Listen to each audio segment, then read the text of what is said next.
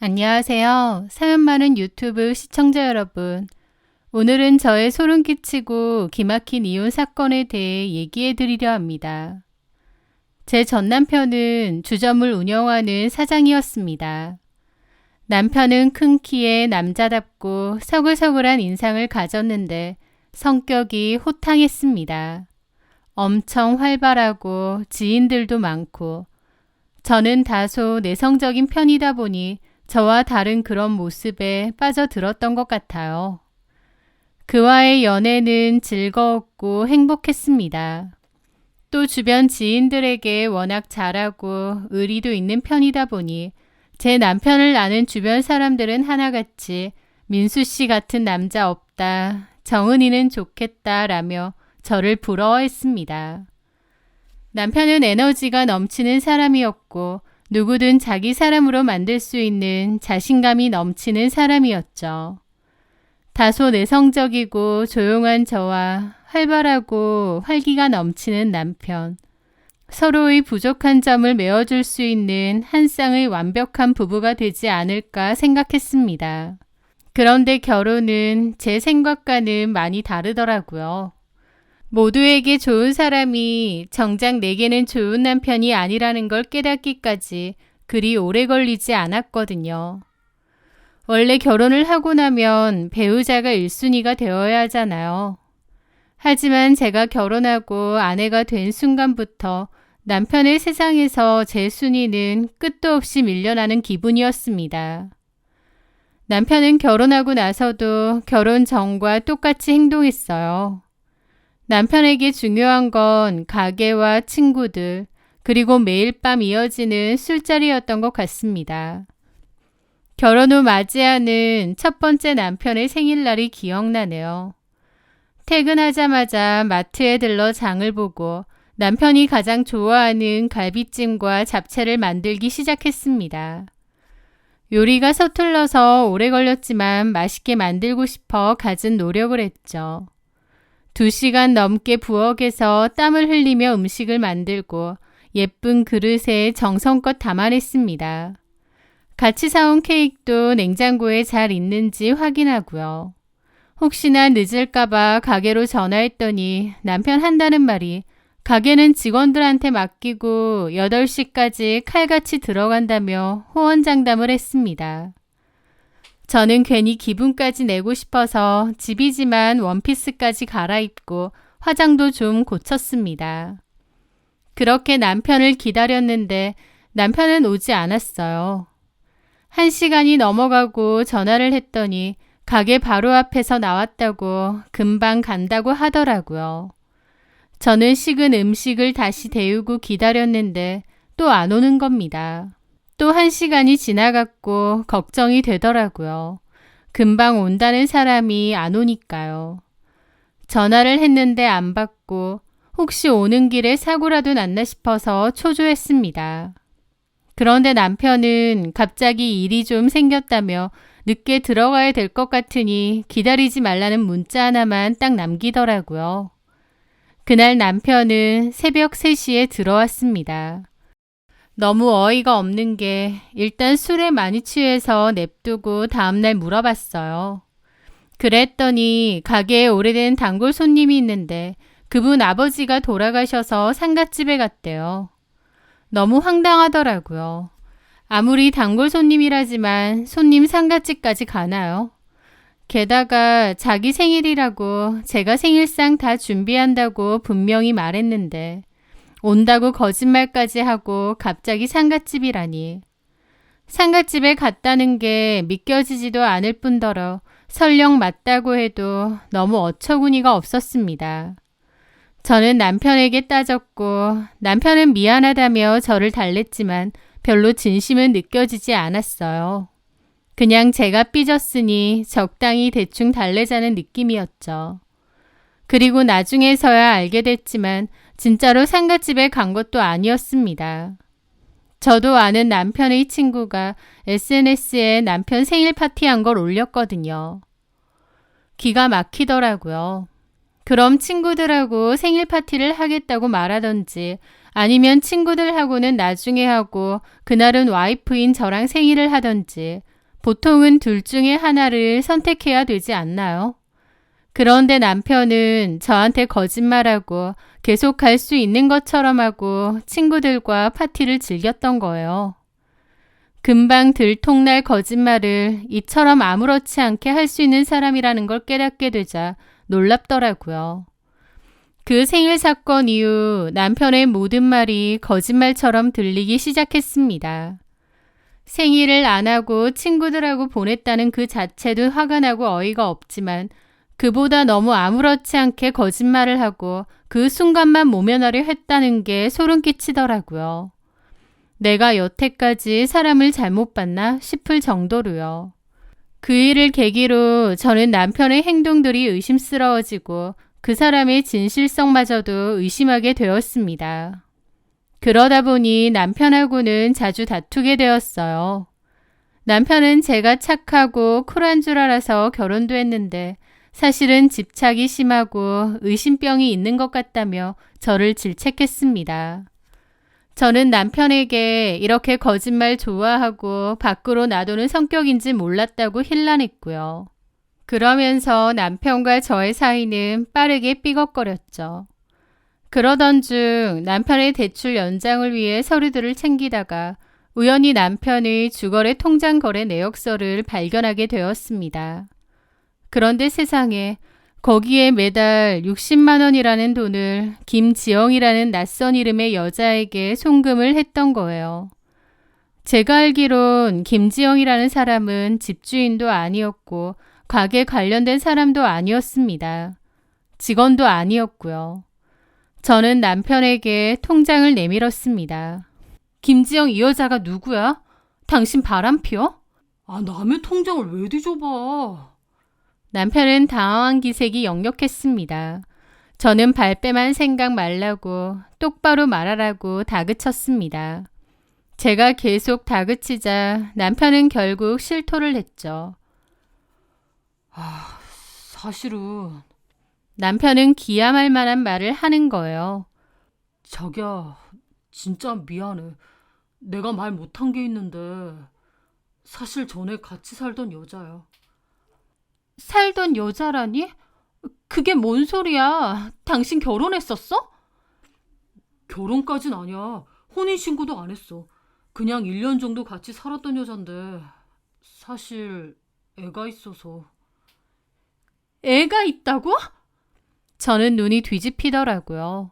저한테는 전혀 말한 적이 없는데 알고 보니 남편은 과거에 혼인신고를 하지 않고 김지영이라는 여자와 1년 동거를 했던 겁니다. 그 사이에 아이가 있었고 그 양육비라는 거예요. 진짜 미친 거 아닌가 싶고 너무 어처구니가 없어서 온몸에 힘이 빠져나가는 기분이었습니다. 남편은 저에게 말할 타이밍을 놓쳤다고 빌고 또 빌었는데 어떻게 이런 걸 속이나요? 저는 미쳤냐고 이건 사기 결혼이라고 했는데 남편은 싹싹 빌면서 말했습니다. 미안해 자기야. 근데 진짜 이 여자랑 아무 사이도 아니라서 그랬어. 양육비 말고는 아예 연락도 안 해. 아이도 안 봐. 그 여자도 다른 남자랑 재혼했어. 그래도 나는 책임감이 있으니까 양육비는 꼬박꼬박 보내는 건데 사실상 애 얼굴도 제대로 못 봤어. 진짜 남남이나 다름없기 때문에 자기한테 말 못한 거야. 저는 뒷목을 잡았습니다.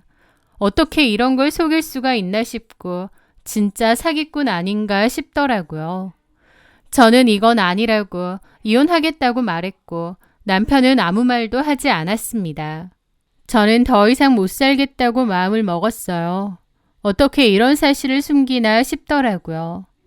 그런데 남편이 필사적으로 빌었고 제가 싫다면 술자리도 다 끊어내고 일만 하며 저만 보며 살겠답니다.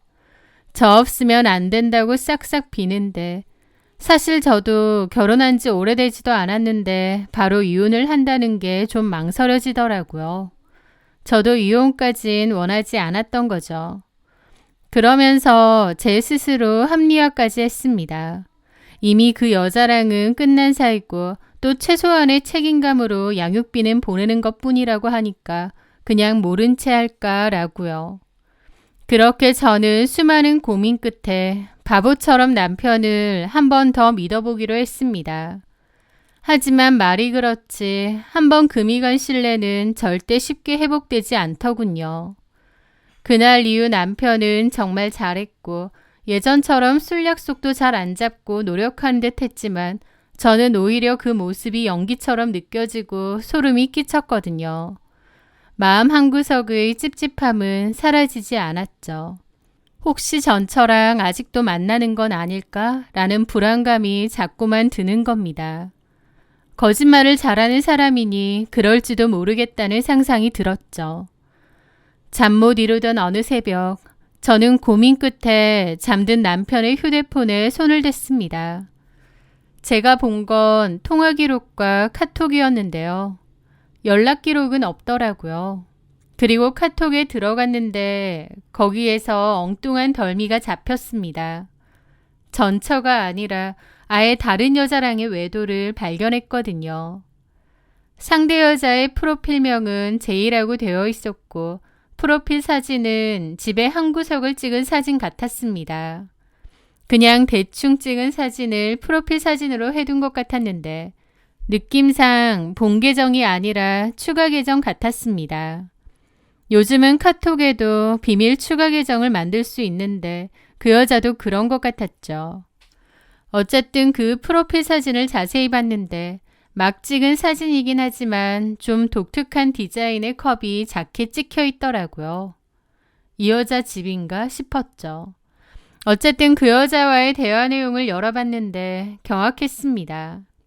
자기야, 보고 싶어 죽겠어. 오늘도 가게야? 조금만 참아. 끝나고 갈게. 나도 보고 싶어. 올 때 아이스크림 사와. 알았어. 자기가 좋아하는 거 사갈게. 자세히 적을 순 없지만 그 밑으로 불륜 커플이 할 만한 각종 음담패설도 있었습니다. 그걸 보는데 손이 부들부들 떨렸습니다. 전처와 아이 문제로 저를 기만했던 것도 모자라 버젓이 다른 여자와 바람까지 피우고 있었던 거예요. 그걸 보는데 숨이 턱 막히고 이건 정말 끝이다 싶더라고요. 그 충격이 너무 컸기에 다음날 저는 심한 몸살이 왔습니다. 일도 못 나가고 방에서 끙끙댔죠. 아무것도 모르는 남편 놈은 걱정하는 척했지만 저는 속으로 이를 바득바득 갈았습니다. 그런데 제가 그렇게 누워있다 보니 제 친한 친구였던 연정이가 한달음에 집으로 찾아왔습니다. 연정이는 저하고는 20살 때 국비지원 학원을 다니다가 친해진 사이였어요. 나이도 동갑이고 사는 곳도 가까워서 단박에 친해졌는데 연정이는 저보다 먼저 결혼을 했었다가 2년 만에 이혼을 한 경험이 있는 친구였습니다. 극심한 시댁 갈등 및 남편의 폭력성으로 헤어졌다고 했고 결혼이라면 진절머리 난다고 했던 친구였죠. 어쨌든 연정이와 카톡을 하다가 아파서 아무것도 못 먹고 누워있다고 했고 연정이가 죽을 사들고 왔더라고요. 정은아, 괜찮아? 얼굴이 반쪽이 됐다. 그런데 연정이의 얼굴을 보자마자 참았던 눈물이 쏟아지는 겁니다. 연정이는 왜 그러냐고 했고 저는 남편이 바람 피우는 것 같다고 연정이에게 말을 했어요. 전처 얘기도 하고요. 창피해서 친정 식구들에게도 말 못했는데 연정이에게는 말하고 싶더라고요. 그리고 제 이야기를 듣던 연정이는 저보다 더 분노했습니다. 미친 거 아니야 너네 남편? 결혼한 지 얼마나 됐다고 봐라? 너 그런 인간이랑 왜 살아? 당장 이혼해. 맞아. 이건 이혼밖에 답이 없어. 근데 우리 부모님도 얼마나 놀랄까 싶고 주변에 말하기도 쪽팔리고. 야, 그런 거 중요한 거 아니야. 내가 이혼해봤잖아. 쪽팔린 건 잠깐이고 부모님한테 죄송한 것도 잠깐이야. 그런 미친놈이랑 사느니 그냥 이혼하는 게 나아. 내가 도와줄게. 저를 위해 위로해주는 연정이를 보며 저는 눈물을 흘렸죠. 근데 이혼할 때 하더라도 그 바람난 여자는 잡아내야지. 당연하지. 너 그거 카톡 캡처 해놨어? 아니, 그런 것도 안 했어? 해야지 바보야. 그때 너무 경황이 없고 정신이 없어서. 하긴 그렇게 이성적으로 행동이 되겠니? 이해는 해. 어쩌지? 그 여자 잡아내야 되는데. 일단 천천히 알아봐. 만약 그 여자 잡으러 가야 되면 내가 도와줄게. 너가? 당연하지. 내가 안 도와주면 누가 도와줘. 다 도와줄 테니까 필요한 거 있으면 나한테 기대. 알았지? 고마워. 친구라도 그렇게 해주기 힘들 법한데 연정이는 진심으로 저를 위로하고 제 편이 되어주었습니다. 저는 연정이에게 거듭 고맙다고 말하며 눈물을 삼켰습니다. 그날 후로 연정이는 매일같이 제게 연락해 남편 낌새는 어때? 그 여자랑 연락하는 것 같아? 여차하면 내가 같이 가줄게. 이혼 준비 변호사 필요하면 말해. 라며 저를 챙겼습니다. 저는 연정이를 완벽한 내 편이라고 생각하며 제가 알아낸 모든 사소한 것들까지 공유했죠. 연정이의 응원에 힘입어 저는 남편의 실체를 더 깊이 파헤치고 싶었는데 남편이 낌새를 눈치챘는지 핸드폰에 잠금 패턴을 걸어버렸더라고요. 그래서 저는 남편의 핸드폰을 뒤져보는 게 어려워졌습니다. 연정이에게 말했더니 패턴을 알아내보라며 그게 힘들면 다른 방법을 찾아보자고 하더라고요. 그러던 중 우연히 남편의 핸드폰 패턴을 알게 되었습니다. 남편이 별 생각 없이 패턴을 푸는 걸 뒤에서 봤거든요. 아들 자자 패턴으로 엄청 간단하게 해놨더라고요.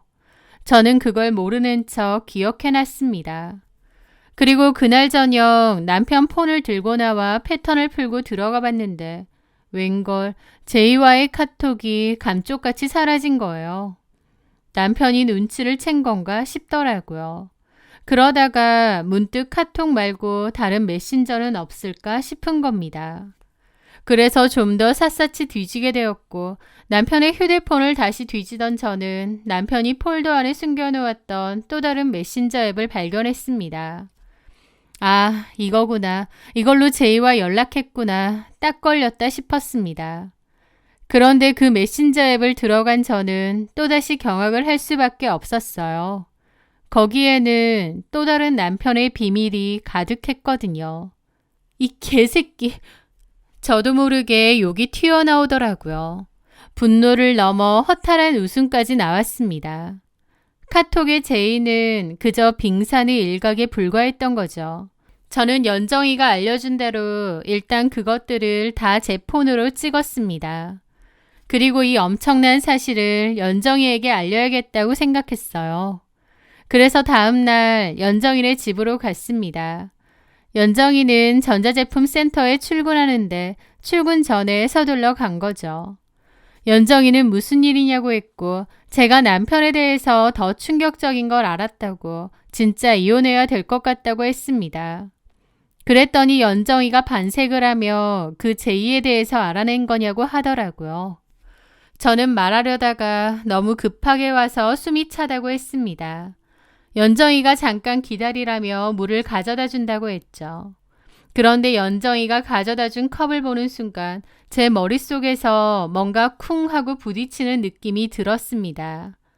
이 컵, 제2의 프로필 사진에 있던 그 컵인데 싶은 거예요. 컵이 일반적인 컵이 아니고 독특한 색깔과 디자인이라 단박에 기억이 났습니다. 이 컵이 왜 싶은 순간 소름이 쫙 끼치더라고요. 저는 황당한 표정으로 연정이를 바라봤고 연정이는 어리둥절한 얼굴로 저를 바라봤습니다. 이 컵 뭐야? 전에 터키 여행 갔을 때 사온 건데 왜? 터키 여행? 그럼 국내에는 있는 게 아니네. 나도 독특해서 산 건데 왜 그래? 저는 연정이를 빤히 바라봤더니 연정이도 뭔가 캥기는지 살짝 눈을 돌리더라고요. 저는 그런 연정이에게 말했습니다. 너지, 제이가. 그 순간 연정이가 눈이 동그래지더라고요. 뭔 소리야? 너 맞잖아. 내 남편이랑 놀아놨던 게 너구나. 야, 너 지금 뭔 소리해? 핸드폰 줘봐. 왜? 아닌지 확인하게. 야, 너 나한테 왜 그래? 아, 이제 알겠네. 계속 이혼하라고 변호사 소개해준다고 하고 너였구나. 아니거든? 너 뭔 소리해? 그러니까 폰 확인하자고. 그래, 확인해. 하면서 제 옆으로 거의 던지듯이 폰을 주더라고요. 너 아니면 두고 봐. 우리 인연 끝이야. 라면서 으름장을 놓는데 그러든가 말든가 확인을 하려고 카톡에 들어갈 때였습니다. 제가 진짜 확인할 줄 몰랐는지 식겁하더니 달려와 폰을 뺏는 거예요. 너 똑바로 얘기해. 네가 제이지? 그 순간 연정이는 당황한 표정을 짓더니 갑자기 무릎을 꿇는 겁니다. 그러면서 저한테 막 미안하다고 하는 거예요. 정은아, 미안해. 정말 미안해. 근데 나 네 남편 너무 사랑해. 저는 연정이의 그 말을 듣는데 머리를 강하게 얻어맞은 것 같았습니다. 제이가 다름 아닌 연정이었다니 어떻게 이럴 수가 있을까 싶더라고요. 사랑이라는 단어가 그렇게 역겹게 들릴 수 있다는 것을 처음 알았습니다. 제 눈물을 닦아주는 척하며 저를 도와주는 척하면서 사실은 저한테 칼 꽂고 완전 가지고 논 거잖아요. 그 가증스러움에 온몸의 피가 차갑게 식는 것 같았습니다. 너 미쳤구나. 어떻게 나한테 이러니? 정말 뻔뻔하다. 그러면서 그 상간녀 잡는 걸 도와준다고. 그 상간녀가 바로 넌데 이게 무슨 코미디야? 너 도대체 무슨 생각이었어? 아, 나한테는 이혼하라고 부추기면서 증거 없애고 그랬구나. 어쩐지 그 인간이 카톡 주고받은 거 싹 지웠던데. 네가 알려준 거지? 너랑 강민수랑 진짜 미쳤구나. 연정이는 아무 말도 않고 무릎을 꿇은 채로 눈물만 뚝뚝 흘리는데 그 모습이 너무 가증스러워 보이고 미치겠는 겁니다. 야, 입이 있으면 뭐라도 말해봐. 너한텐 할 말 없어. 근데 민수 씨랑 내가 이렇게 될 줄 몰랐는데 내가 그 사람을 너무 사랑해. 사랑? 그래. 이러면 안 되는 거 알지만 너무 사랑해. 나 이혼하고 많이 힘들었는데 민수 씨 만나는 순간 알겠더라. 내가 왜 이혼했는지. 아, 이 사람 만나려고 그랬구나. 내 진짜 반쪽은 이 사람이구나 알겠더라고. 어이가 없으니 웃음까지 나려고 하더라고요. 그러면서 이현정은 저에게 정은아, 너한텐 정말 미안해. 근데 너 이미 민수 씨한테 마음 없잖아. 지긋지긋하잖아. 민수 씨가 과거에 동거하고 애인을 사실 속인 것도 용서하기 힘들댔잖아. 근데 나는 그런 것도 다 이해할 수 있거든. 그럼에도 나는 민수 씨 좋고 얼마든지 품을 수 있거든. 지랄을 한다. 내 앞에서 그런 소리를 하고 싶니? 그만큼 내가 진심이란 뜻이야. 제발 이혼해줘. 원래 하려고 했잖아. 제이가 내가 아니라 누가 됐든 너는 어쨌든 이혼하려고 했잖아. 위자료 명목으로 돈 줄게. 내가 빚을 져서라도 너한테 위자료 줄게. 그렇게 해서라도 내 남편이랑 살고 싶니? 나한테 들어서 얼마나 쓰레기인지 알면서도? 그래도 좋아. 그래도 사랑해. 와, 남자한테 미친 여자가 이런 거구나. 저는 더 이상 아무 말도 하지 않고 벌레 보듯 연정이를 내려다본 뒤 그 집을 조용히 나왔습니다. 그 충격과 배신은 상상 초월이었습니다. 같이 상간녀 잡으러 가자고 했던 친구가 남편의 상간녀였다니 이게 무슨 어처구니 없는 상황인가요? 그런데 더 황당한 건 그날 이후였습니다. 남편은 저에게 모든 걸 다 들킨 것을 안 이후로 집에 안 들어왔고 이현정은 저에게 툭하면 전화해서 이혼해달라고 자기가 부탁한다고 했습니다. 이제 들키니까 아주 대놓고 이혼해달라고 하더라고요. 저는 대꾸할 가치도 없어서 무시하고 제가 해야 될 일을 했습니다. 저는 당연히 남편과 이혼할 생각이었어요. 하지만 순순히 이혼해 줄 수는 없었죠. 저는 제 나름대로 증거를 모으고 소송 준비를 하는 등 바빴습니다. 물론 이현정한테도 소송을 해야 했죠. 그러던 중 시간이 흘러 제가 그 여자들과 만나는 날이 되었습니다. 저는 약속 장소로 향하기 위해 준비를 했어요. 그때의 제 심정은 너무 참담하고 기가 막혔습니다. 내가 어쩌다 이런 일에 휘말렸을까? 결혼 한번 잘못했다가 이게 뭔 일인가 싶었죠. 하지만 간신히 멘탈을 붙잡고 내 할 일을 하자, 그리고 끝내자, 그 생각뿐이었어요. 그런데 갑자기 초인종이 울렸습니다. 남편 놈인가 싶었는데 이현정인 겁니다. 제가 전화도 안 받으니 아예 찾아온 거죠. 뭔데? 정은아, 너 왜 전화 안 받아? 여기 왜 오는데? 강민수 너네 집에 있는 거 아니야? 민수 씨가? 아니, 안 왔는데. 연락도 잘 안 되는데. 참나, 그렇게 사랑해서 죽고 못 살겠다더니 연락도 안 되니? 너네 사랑 알만하다. 여길 왜 와? 꺼져. 나중에 상간소송할 테니 그거나 쳐받으세요. 그 말에 연정이는 또다시 무릎을 꿇더라고요. 야, 작작 좀 꿇어. 네 그 싸구려 무릎 나한테 아무 감흥도 없어. 내가 진심으로 말할게. 이혼해줘. 나 민수 씨 너무 사랑해. 그 사람이라면 새 출발할 수 있을 것 같아.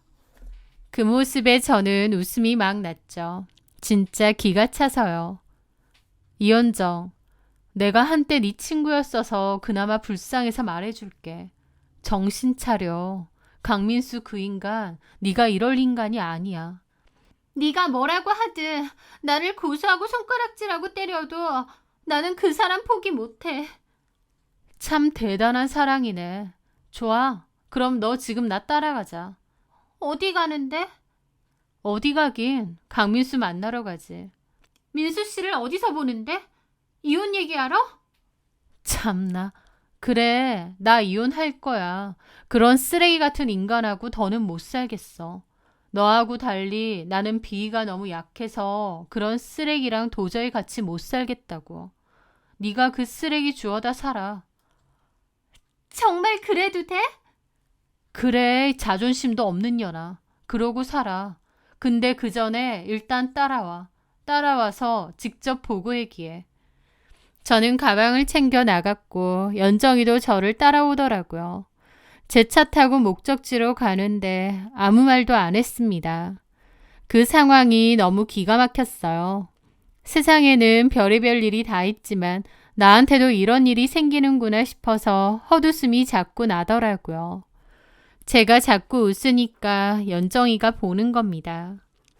왜 웃어? 내 꼬라지도 웃기고 네 꼬라지도 웃겨서 웃는다. 나 그 인간하고 이혼할 거야. 더 안 살아. 그리고 너한테도 상간소송 걸 거야.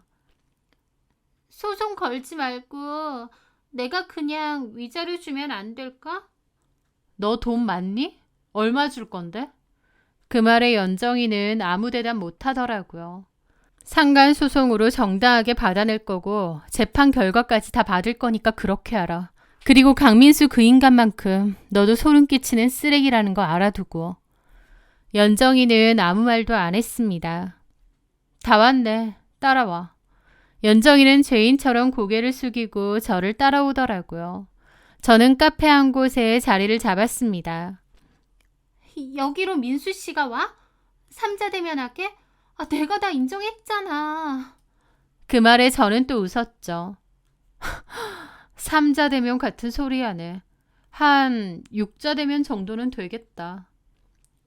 그게 무슨... 잠시 후 어떤 여자가 왔습니다. 그 여자는 저희 앞에 앉았고 연정이는 황당하게 보더라고요. 그 여자가 먼저 이현정을 보며 저에게 물었습니다. 이분은 누구시죠? 그쪽이랑 똑같은 상황이에요. 참나. 그 말에 그 여자 황당해하고 연정이도 묻는 겁니다. 정은아, 이 여자 누구야? 있어봐. 올 사람 더 있으니까. 마침 저기 오네. 잠시 후 다른 여자 한 명이 더 왔습니다. 그 여자는 엄청 어리고 앳된 얼굴이었죠. 쭈뼛거리더니 앉더라고요. 이 여자는 또 누구? 한 명 더 와야 되는데. 잠깐만. 저는 한 명 더 오기로 한 여자에게 전화를 했는데 전화를 안 받더라고요. 안 오고 잠수 탔네. 됐고 그냥 이렇게 얘기하지 뭐. 이게 다 뭔데? 연정이의 물음에 제가 대답했습니다. 뭐긴 뭐야. 나 빼고 강민수 그 인간이 만나는 상간녀 모임 아니야. 그 말에 연정이는 눈이 휘둥그레지더라고요. 뭐라고? 제 말에 한 여자가 발끈하더라고요. 저기요, 상간녀라뇨. 저는 진짜 유부남인지 몰랐거든요. 몰라서 만났다는 증거는 갖고 있어요? 아니, 그런 증거가 어딨냐고요. 저는 피해자예요. 그럼 나중에 강민수 오기로 했으니까 그때 둘이서 알아서 얘기해요. 만약 유부남인지 모르고 만났으면 그쪽은 피해자겠네요. 하지만 그게 아니라면 그쪽한테도 소송할 겁니다. 진짜 어이없네. 저는 다른 어린 여자에게도 물었습니다. 그쪽은 다 알고 만났죠? 주점 알바생이었으니 사장님 유부남인 건 100% 알았을 거잖아. 죄송합니다. 근데 사장님이 막 선물 사주고 그냥 친하게 지내자고 해서. 어쨌든 그쪽은 다 알고 만난 거잖아. 나이도 어리면서 간도 크네. 저랑 그 여자들 사이에서의 대화를 들은 이현정의 눈이 휘둥그레졌죠. 잠깐만, 이게 다 무슨 소리야? 들어도 파악이 안 되니? 강민수 내연녀가 너뿐만이 아니야. 지금 이 여자 둘에 오늘 안 온 여자 1명까지 3명이나 더 있다고. 내가 밝혀낸 건 이 정도인데 모르지 더 있는지. 뭐라고? 제 말에 이현정 눈이 휘둥그레지더라고요. 이 여자들이랑 민수 씨가? 이현정 표정이 아주 가관이었죠. 제 남편이랑 지만 놀아난 줄 알고 이혼해달라 어쩌네 하면서 무릎 꿇고 울고 생쇼를 다 했는데 이현정은 전 남편의 수많은 내연녀 중 하나였던 겁니다. 네, 제가 그때 남편의 또 다른 메신저에서 발견한 내용이 이거였습니다. 남편은 카톡 말고 다른 메신저를 이용해 무려 3명의 여자들하고 연락을 주고받았더라고요. 그중 1명은 주점 알바생이었고요. 더 기가 막힌 것은 여자들에게 다른 것도 속였다는 겁니다.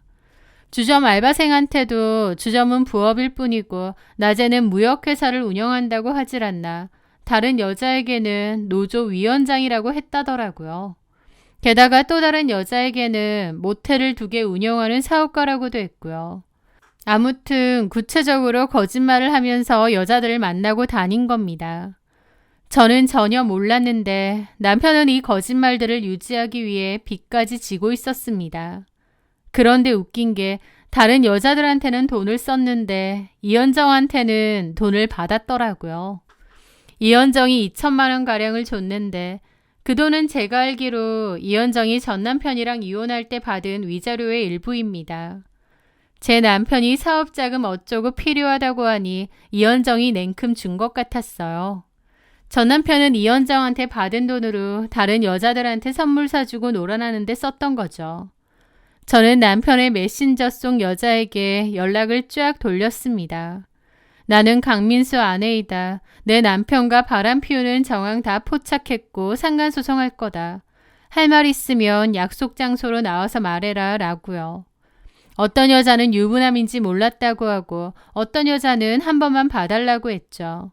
저는 강민수랑 다자대면 할 거니 오라고 했고 이렇게 만난 거였습니다. 저는 그 자리에 남편도 불렀어요. 여자들이 올 거라고는 안 했고 이혼 서류에 도장 찍을 테니 오라고 했습니다. 남편도 좀 있으면 올 예정이었죠. 아무것도 모르다가 그제야 모든 사실을 알게 된 이현정은 충격이 엄청나 보이더라고요. 다른 여자들이야 유부남인 거 알고 만나면서 선물 받아내고 금전적인 이득이라도 얻었지. 이현정은 돈까지 뜯겼잖아요. 그것도 전 이혼해서 받은 위자료를요. 충격이 상당히 보이더라고요. 잠시 후 카페 문이 열리며 강민수가 들어섰는데 걸어오다가 제 옆에 여자들 보고 기함하며 도로 도망하려 하더라고요. 그런데 남편은 도망치지도 못했습니다. 왜냐면 이현정이 달려가서 제 남편 머리채를 잡았거든요. 연정이는 눈이 돌았고 완전 폭발했더라고요. 미친 사람처럼 남편에게 달려들어 남편의 머리채를 잡았습니다. 사실 그 머리는 남편이 과거에 엄청난 거금을 들여 심은 모발이식 머리였거든요. 남편이 정말 아끼고 약 먹어가며 지키는 머리입니다. 그런데 이현정이 달려들어 죽을 듯이 머리채를 잡고 뜯어내더라고요. 남편도 소리 지르고 카페 안에 사람들 다 쳐다보고 남편은 머리 놓으라고 이현정 밀치는데 그 모습에 이현정은 눈이 더 돌아서 머리를 다 뽑아놓을 기세로 울부짖었습니다. 이현정은 야 이 사기꾼 새끼야 이혼하고 나랑 살자며 이게 다 뭐냐고 고함을 질렀고 남편은 머리 놓으라며 이현정을 마구잡이로 떠밀었습니다. 바닥으로 떨어져 나간 이현정 손에는 머리카락이 한 움큼이었고 남편은 이 미친년아라며 소리를 지르고 발을 동동 굴리더라고요. 머리털이 진짜 형편없이 뽑혀나갔거든요. 웃긴 상황이 아닌데 웃길 정도로요. 게다가 다른 여자 한 명도 가서 제 남편에게 유부남인 거 속인 거 아니냐며 따졌습니다. 그렇게 따지는 거 보니 그 여자는 진짜 제 남편이 유부남인지 몰랐던 모양이었어요. 어쨌든 남편은 도망치려 했고 그 여자도 해명해보라며 남편 팔 붙잡고 이현정은 바닥을 치고 울고 아수라장이었습니다. 어쨌든 저는 그 모든 광경을 팔짱을 낀 채 그저 조용히 지켜보면서 그 모습을 조용히 촬영했죠. 카페 사장이 경찰을 불렀고 카페는 난장판이 되었습니다. 저는 남편에게 이혼 소송을 그리고 연정이를 포함한 나머지 상간녀에게 상간소송을 제기했습니다. 남편이 유부남인지 몰랐다는 그 여자만 빼고요. 그 여자는 따로 남편을 상대로 고소를 했죠. 남편은 연정이를 폭행으로 고소했고 연정이는 남편을 사기죄로 맞고소했습니다. 그야말로 진흙탕 개싸움이었죠. 남편 강민수는 마지막까지 제게 연락해 한 번만 봐주면 안 되겠냐며 애원했고 심지어 저희 부모님까지 찾아가 무릎을 꿇는 쇼를 벌였습니다. 이현정은 소송 과정 내내 강민수에게 속았을 뿐 나도 피해자다라며 자신의 책임을 회피하기에 급급했죠. 서로의 탓을 하는 그 둘의 모습을 보며 저는 더 이상 어떤 감정도 느껴지지 않았습니다. 그저 이 모든 것을 빨리 끝내고 싶다는 생각뿐이었습니다. 저는 변호사의 도움을 받아 차분하고 철저하게 제가 받아야 할 모든 것을 요구했습니다. 남편의 거짓말로 인해 발생한 정신적 피해에 대한 위자료, 상대 여자들에 대한 위자료를 받아냈죠. 지지부진한 법정 다툼은 무려 1년 정도가 걸렸고 그 지긋지긋한 싸움 끝에 법원은 제 손을 들어주었습니다. 모든 과정이 끝난 후 족쇄가 풀린 듯한 해방감이 들더라고요. 길고 길었던 악몽이 끝났구나 싶기도 하고요. 남편은 저 말고도 그 여자들과의 여러 개의 소송에 휩싸여 있었습니다. 이현정은 이혼한 전 남편에게서 힘들게 받은 위자료를 제 남편에게 홀랑 뜯기고 또 본인의 상간소송 위자료로 저에게도 남은 돈을 줘야 했죠. 전 남편에게서 받은 위자료가 피 같은 돈이라고 할 땐 언제고 저한테 위자료로 다시 준 상황이니 얼마나 한심하던지요. 전 남편과 이현정은 그 후 완전 원수지간이 되어 악착같이 싸우고 있는데 서로 팽팽하게 싸워서 계속 다툼이 있는가 보더라고요. 똥이랑 설사의 싸움이죠. 이현정은 제 남편이 운명의 상대라고 저한테 이혼해달라고 했는데 정작 제 남편은 이현정을 돈으로밖에 안 본 것 같아요.